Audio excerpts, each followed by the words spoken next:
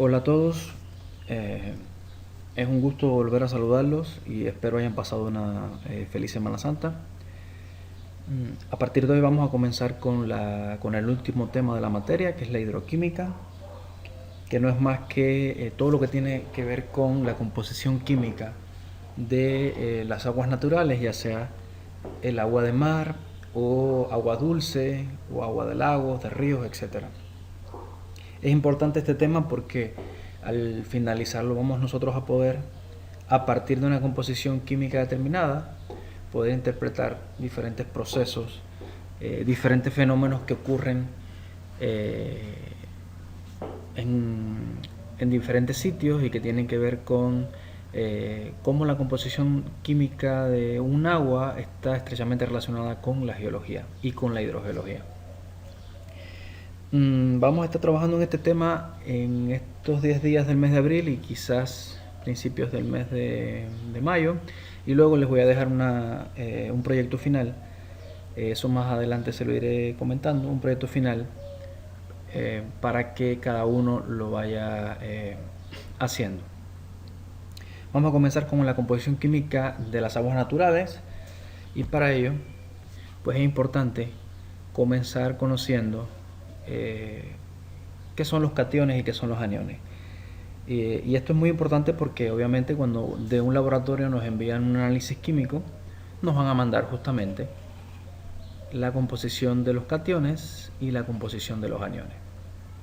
Primero, los cationes y los aniones son iones y los iones tienen carga eléctrica, ya sea carga negativa en el caso de los aniones o carga positiva en el caso de los cationes. Hay otros que tienen carga neutra, ¿sí?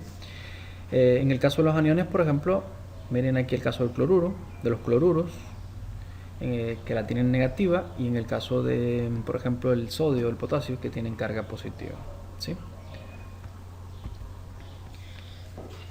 En la composición de las aguas, ya sea aguas marinas, aguas dulces o cualquier tipo de agua, nosotros vamos a entender qué son los componentes mayoritarios, minoritarios y componentes traza o elementos traza.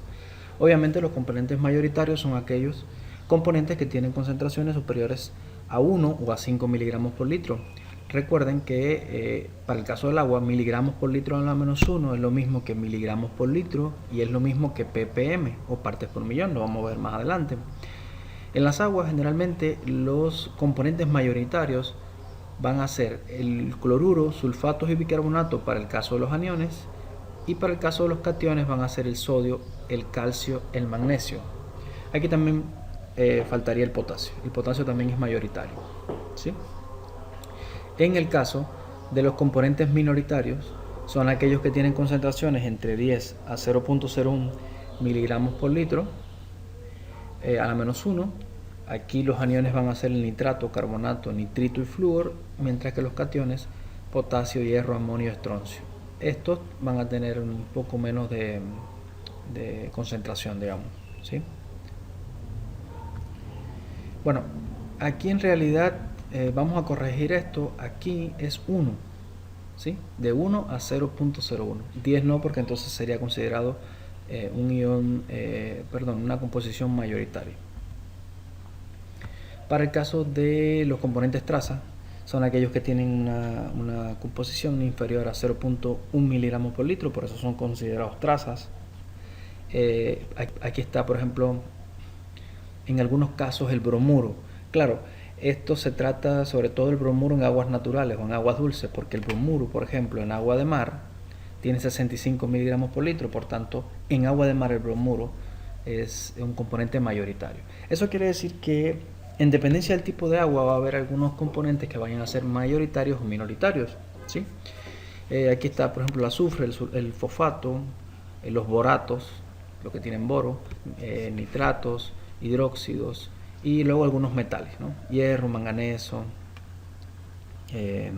pues todo lo que tiene que ver con los iones del tipo de hidrógeno, ¿sí? El aluminio, otros metales, arsénico, estaño, cromo, plomo y así sucesivamente, ¿sí? Entonces creo que esto es muy importante. Mayoritarios, minoritarios y componentes traza. Y recuerden entonces que ellos van a ser mayoritarios o minoritarios en dependencia del tipo de agua, ¿sí? El cloruro es mayoritario en el agua de mar, obviamente, el sulfato también, el bicarbonato también, y también van a ser un poco mayoritarios en aguas dulces, aunque el cloruro en agua dulce obviamente va a ser menor. Es importante tener en cuenta en la hidroquímica las unidades medidas. Aquí como un recordatorio, recuerden que ppm es partes por millón, es una parte de un millón, ¿sí? Entonces, un ppm, fíjense, un ppm obviamente es uno entre un millón, es una parte de un millón, es muy poco, ¿no? Los ppb, imagínense que es partes por mil millones o partes por billón, igual es muy poca concentración. Luego vienen algunas unidades medidas que son molares, como el mol por litro, milimol por litro, los equivalentes y miliequivalentes, que lo vamos a usar más adelante, ¿sí? Entonces, en el caso del agua, pues algunos de estos son muy utilizados. Y recuerden también, sobre todo, que los datos son expresados, los que provienen del laboratorio son expresados generalmente en miligramos por litro, que es lo mismo que ppm, que es lo mismo que miligramos por kilogramo. Esto solamente para el caso del agua, ¿sí? Y esta conversión, ¿sí?, es muy importante en la hidroquímica. Es cómo nosotros podemos llevar un dato que llega del laboratorio en miligramos o ppm, cómo lo podemos convertir a milimol por litro y cómo esos milimoles por litro lo podemos convertir a miliequivalentes por litro. Cuando llegue o cuando tomemos o lleguemos a la conferencia donde vamos a calcular el error del laboratorio, nosotros vamos a tener que hacer este paso, esa conversión, y se los voy a explicar más a detalle en ese momento. Esto es importante, no olviden esto, ¿sí?, que el laboratorio nos va a mandar los datos en miligramos por litro o en ppm o en miligramos por kilogramo, ¿sí? Bueno, el agua de mar obviamente es la composición del agua de mar, la suma de cationes y aniones, así como sólidos totales disueltos y otro tipo de sustancias suspendidas, disueltas, etcétera, gases y demás. El agua de mar es un ente bastante complejo, ¿no?, desde el punto de vista químico. Fíjense que el agua de mar tiene una cantidad de sodio de 10.500 ppm, magnesio 1350, calcio 400, potasio 380, cloruro 19.000, sulfato 2700 aproximadamente, bicarbonato 142, bromuro 65, otros sólidos 34. Cuando sumamos todo esto, nos da aproximadamente 35.000. Digo aproximadamente porque también se van a dar cuenta que no todos los océanos tienen 35.000. Hay océanos que tienen un poquito menos, un océano que tiene un poquito más. Y todo esto está relacionado con una serie de procesos y fenómenos climáticos, ¿sí?, naturales, físicos, como el caso de la evaporación, la continentalidad, si los océanos son semicerrados o son más abiertos, etc. Hay algunas bibliografías que estos datos los manejan en gramos por kilogramo. Por ejemplo, es común escuchar de que los cloruros hay 19 gramos en un kilogramo. O sea que si usted agarra un kilogramo de agua, que es lo mismo que un litro, usted va a tener 19 gramos de cloruro. Va a tener 10 gramos de sodio, va a tener 2.72 gramos de sulfato, 1.2 de magnesio. No es más que la conversión de miligramos por kilogramo o ppm a gramos por kilogramo. Entonces, en un litro de agua de cualquier océano, usted va a tener esta cantidad de cationes y aniones, para una salinidad total de 35 gramos por litro o 35.000 miligramos por kilogramo o 35.000 ppm. ¿Ok? Esto es muy importante tenerlo en cuenta. Sin embargo, hay casos específicos y muy interesantes, como el caso del Mar Muerto, que la salinidad es de 350 a 370 gramos por litro. Fíjense que si aquí hay 35 gramos por litro en un océano normal, allí hay 350 gramos por litro, o sea que hay 10 veces más de lo que hay en un océano normal. Y por eso es que se dice que en este océano, que es obviamente un océano cerrado, las personas pueden flotar porque la cantidad de sales permite que la persona no se hunda, ¿sí? Es sumamente denso. Y pues incluso hay personas que se toman fotos ahí, leyendo un periódico, haciendo cualquier otro tipo de actividades. Ahora, ¿de dónde proviene la sal de los océanos? Creo que es una pregunta que muchos se han hecho, y existen diversas fuentes de donde proviene la sal. Existen fuentes que son alóctonas y fuentes que son autóctonas. Alóctonas aquellas que provienen de otro lado y autóctonas aquellas que son propias del lugar, ¿sí? Fíjense que alóctonas se maneja, por ejemplo, lo que es la erosión, ¿sí? La erosión o la lixiviación continental, ¿sí? Todo lo que es arrastrado, arrancado de los continentes, llega a los océanos a través de los ríos y obviamente le da cierta composición química. Las erupciones volcánicas de los continentes también llegan al mar a través de los ríos. Y todas las fuentes antropogénicas, todo lo que tiene que ver con la contaminación de las ciudades, la contaminación de las fábricas, la contaminación de los autos, todo esto también va para el mar. Entonces, es por eso que en función de esta fuente, en diferentes lugares podemos tener diferentes composiciones de ciertos ríos, océanos, lagos, etc. Las autóctonas, procesos advectivos, los procesos advectivos que tienen que ver con el calor, transferencia del calor, ¿sí?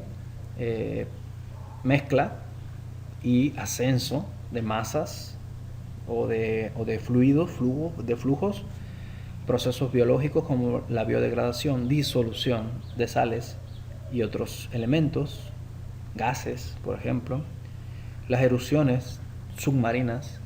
Sabemos que en las zonas dorsales, en las zonas donde hay vulcanismo submarino, obviamente de esas zonas está saliendo mucha cantidad de fluidos que vienen muy ricos en metales, muy ricos en componentes, y obviamente se van a mezclar y se van a disolver con el agua de mar, se van a enfriar. Esos componentes vienen a una temperatura de 300, 400 grados y luego se enfrían repentinamente y precipitan dentro del agua de mar. Y por ejemplo, uno muy importante, las ventilas hidrotermales, que ustedes saben que ya les he mostrado en otros momentos, con trabajos que he realizado yo, les he mostrado cómo las ventilas hidrotermales pueden también aportar metales, sulfuros, una serie de elementos químicos que provienen del manto, de la corteza, y que son trasladados, son disueltos en la composición del agua de mar. De forma que podemos resumir que para el caso, por ejemplo, de los cloruros, y fíjense, lo más acertado a la hora de hablar del cloro es decir cloruro, ¿sí? No hablar de cloro. En el caso del cloruro, fíjense que en gramos por kilogramo decía que tenía 19 gramos por kilogramo. Esto está en milimol por kilogramo. Luego les puedo también explicar cómo se convierte. O 19.353 partes por millón. Dice que la mayor parte del cloruro proviene de gases volcánicos, ¿sí? Entonces quiere decir que una de las hipótesis es que todo el cloruro que hay en el océano desde su formación parece que está relacionado con el vulcanismo que hubo en toda la historia geológica, ¿sí? Sabemos, por ejemplo, que muchos de los gases que provienen del magma, de la desgasificación del magma o del vulcanismo, tienen mucho cloro, ¿sí? Entonces está relacionado con eso. El sodio, la mayor parte del sodio y del magnesio y del calcio y del potasio viene de la corteza, ¿sí? Las cortezas continentales, las cortezas oceánicas, pues tienen minerales, tienen rocas, están compuestos por rocas y minerales que tienen mucho sodio, magnesio, calcio y potasio, ¿ok? En el caso del azufre, también de gases volcánicos. En el caso del carbono, ¿sí? Por varias fuentes como rocas sedimentarias, corteza, gases volcánicos, los bromuros de gases volcánicos, el boro de gases volcánicos, estroncio y fluoruros de la corteza. Entonces, casi todo proviene de la corteza o de erupciones o vulcanismo, ¿sí? Entonces, bueno, creo que con esto podemos realizar una actividad de esta clase, ¿sí? y es la siguiente. Quiero que comparen en una tabla la composición química, aniones y cationes de las aguas de los diferentes océanos y mares importantes, ¿sí? Y explicar brevemente a qué se debe la variabilidad. Vamos a buscar datos del Océano Pacífico, del Océano Índico, del Océano Atlántico, del Mar Muerto, del Mar Mediterráneo, de cualquier otro mar importante, y vamos a comparar la composición química entre ellos, ¿sí? Para eso van a ser probablemente unas 5 diapositivas, creo que es suficiente, y van a hacer una videollamada conmigo en la cual me van a mostrar los resultados. Van a compartir sus pantallas y me van a platicar muy brevemente a qué se debe que el mar Mediterráneo tiene una composición diferente al Océano Pacífico, que el mar Caribe tiene una composición diferente, por qué el Océano Atlántico tiene tal composición, ¿sí? Sobre todo, tener en cuenta sodio, potasio, magnesio, calcio, los cloruros, el sulfato, el bicarbonato y los sólidos totales disueltos. O sea, recuerden que los sólidos totales disueltos es la suma de todas las sales disueltas en el agua y los metales y demás, que es 35.000 ppm aproximadamente, pero que puede ser mayor o un poquito por debajo en función de cada tipo de océano, ¿no? Pues ya todos tienen mi contacto y pueden hacerlo por Skype, por Zoom, que es una nueva aplicación que los invito a que la usen, o Microsoft Teams, WhatsApp o cualquier otra vía, ¿sí? Fíjense, viernes 24 de abril hasta las 6 pm. A continuación, también vamos a hablar un poco de las aguas dulces, ¿sí? Y este trabajo que les voy a dejar para las aguas dulces es para la próxima semana, ¿sí? Bueno, la composición química del agua dulce obviamente es un poco diferente a la composición del agua de mar, ¿sí? Y los principales cuerpos de agua dulce obviamente son ríos, lagos, bueno, los mares no, los humedales y otros, ¿sí? Manantiales, etc. Bueno, la composición química de las aguas naturales se clasifica en 6 tipos, ¿sí? O proviene de 6 fuentes principales: iones mayores, gases disueltos, sustancias biogénicas, sustancias orgánicas, microelementos y contaminantes, ¿sí? O sea, que tanto los cationes como los aniones de las aguas dulces van a estar relacionados con la cantidad de estos 6 tipos de fuentes, o la cantidad y la intensidad de estos 6 tipos de fuentes, ¿ok? Quiere decir que si en una zona hay mucha contaminación, se van a ver también afectados, va a haber variabilidad de un otro elemento por la contaminación, por las sustancias biogénicas, por las sustancias orgánicas. Entonces, es sumamente importante, ¿sí? Obviamente también en el océano, si en una zona, en un océano bastante cerrado, semicerrado, hay mucha contaminación, también se va a ver afectado, ¿sí? Bueno, las fuentes de los iones en aguas frescas vienen sobre todo de 3 fuentes fundamentales, ¿sí? Fíjense que puede venir de la atmósfera, de la erosión, el intemperismo de la roca y algo que le llaman el boomerang de Gibbs, ¿sí? Que son patrones de concentración en las aguas superficiales, ¿sí? O sea, en función de si el proceso es atmosférico dominante, roca dominante o evaporación, precipitación dominante, ¿sí? Bueno, fíjense que la principal fuente atmosférica que puede generar la composición iónica de las aguas frescas es el spray oceánico, ¿sí? El spray oceánico tiene mucho que ver con lo que estos procesos que ocurren en el océano. Recuerden que en el océano hay evaporación de los cuerpos de agua que luego se condensan y luego se descargan en los continentes en forma de evaporación, en forma de precipitación, perdón. Pues el spray es como una capa muy fina de, digamos que como de rocío o algo así, que genera o se puede transmitir hacia la zona continental, ¿sí? Esto también tiene que ver con la nieve.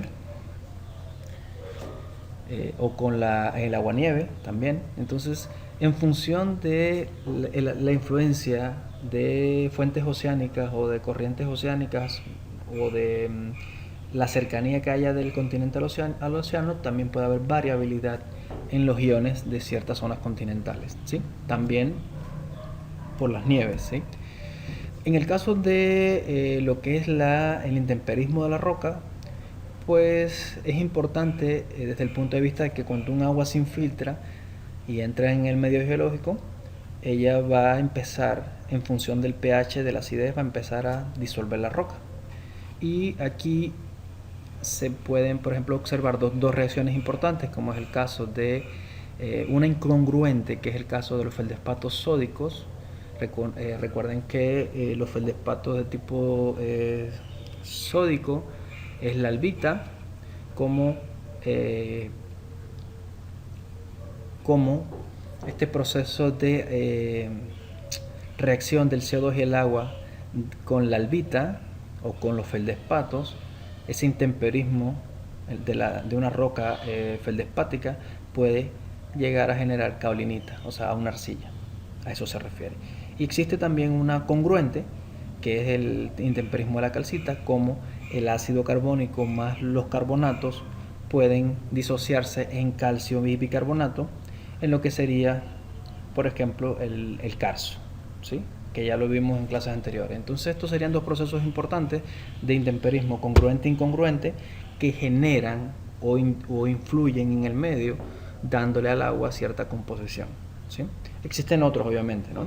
Existen otros que tienen que ver con el intemperismo de óxidos de hierro, el intemperismo que tiene que ver con los hidróxidos de hierro y otro tipo de reacciones químicas, ¿no? Fíjense que en general las reacciones de intemperismo pueden ser caracterizadas como un ácido débil, ácidos carbónicos, lo cual puede disolver minerales básicos, ¿sí? Y así sucesivamente. Y pues luego está esto del boomerang de Gibbs, que es un gráfico, ¿sí? Donde uno puede saber si en una zona determinada, en función de la composición química del agua, se puede saber si dominó el componente atmosférico, dominó el componente del intemperismo de la roca o dominó la evaporación y precipitación. ¿Qué fue en realidad lo que sucedió? Y pues este es el gráfico, ¿sí? Las sales totales disueltas en ppm, fíjense, desde 0 hasta 10.000. Y por acá calcio bicarbonato, sodio cloruro. Y se grafican los datos en este gráfico y se puede saber, por ejemplo, en función de dónde caigan las muestras, si la precipitación fue dominante, si el intemperismo de la roca fue dominante, si se empieza a evaporar esa agua hasta llegar a agua de mar. Miren, aquí el agua de mar tiene mucho sólido total y disuelto. Entonces, desde algo que está muy salino hasta algo que está muy dulce, ¿sí? Y miren aquí unos casos, ¿sí? Por ejemplo, los océanos del mundo están en esta zona, en el punto más alto, porque tienen muchos sólidos totales y disueltos. Y luego vienen algunos ríos, río Colorado. Fíjense, el río Colorado todavía tiene un poco de evaporación y de disolución de rocas evaporísticas. El Nilo, miren aquí, ya aguas, el Níger, aguas frescas, el río, y así sucesivamente, ¿no? Entonces, fíjense, ríos, lagos y océanos. Entonces, los lagos están por aquí, aguas bastante dulces. Los océanos y ríos con un poco de evaporación continental ya están tendiendo hacia las zonas donde hay muchos sólidos totales disueltos, ¿sí? Entonces sería una forma de saber ese tipo de procesos, ¿no? De cómo... Aquí, por ejemplo, vemos una comparación entre dos tipos de agua dulce, ¿sí? El agua superficial, o sea, el agua de lluvia, el agua meteórica, y el agua subterránea, ¿sí? Fíjense cómo el sodio de un agua superficial es de 6.3, pero en cuanto se infiltra y forma parte del acuífero, en ese proceso de infiltración, de erosión, de lixiviación de la roca, él pues se incrementa 5 veces, ¿sí? Y puede tener 30 miligramos por litro.